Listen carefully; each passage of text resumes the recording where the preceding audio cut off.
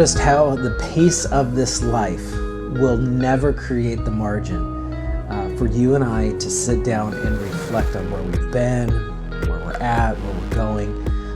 And as a result, it just is constantly throwing out more things we need to do, more things to distract us. It's a very loud culture, and so there's just lots of noise that's sort of constantly penetrating our minds and our hearts. And so this pace, this just kind of constant drive it's never going to stop, and it's never going to create the room for us to slow down. And for many of us, we don't know how to slow down.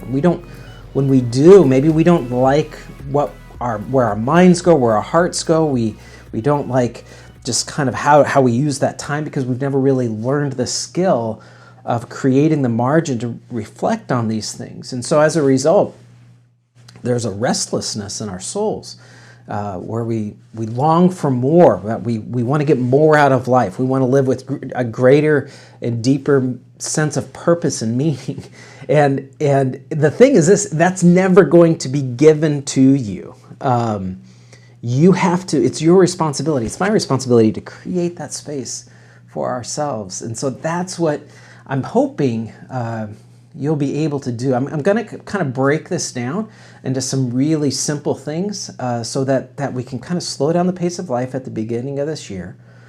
We can slow some stuff down. We can kind of focus on some things that maybe we haven't focused on in a while. You know, there's this really great ancient idea that to move forward, you have to look back. And the idea is this: is imagine, you know, my future is out there somewhere, but in order to step into it, I have to look back, and I have to look back on where I've been, the lessons I've learned, the progress that's been made. And as I look back, I step forward into the future. And the idea is in doing that, I am able to make the most of the opportunities that are presented to me, and I'm able to overcome the obstacles because I know I've overcome obstacles in the past. And so this idea of looking back to move forward cultivates this sense of anticipation of what could be in the future. But it happens, that sense of anticipation happens first by kind of setting ourselves up for success, by staging things in a way that will allow us to anticipate. And then with things staged, we kind of reflect, okay, what's been good? And then what should I anticipate? What should I focus on? You're going to notice that there's a link to download PDF that kind of walks you through all of these things. And I've shot a short video clip for each of these sections so that I can kind of walk you through it and sort of articulate visually and verbally what I've written out for you.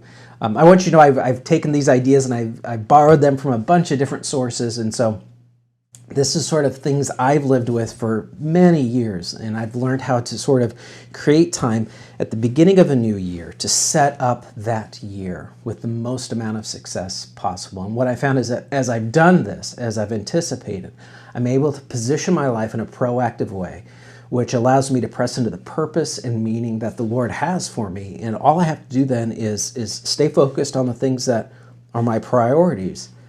And in so doing, the path that I'm supposed to walk lights up. Now, it's not always an easy path, and it's not always a path that I want to walk down, but I know what the path is.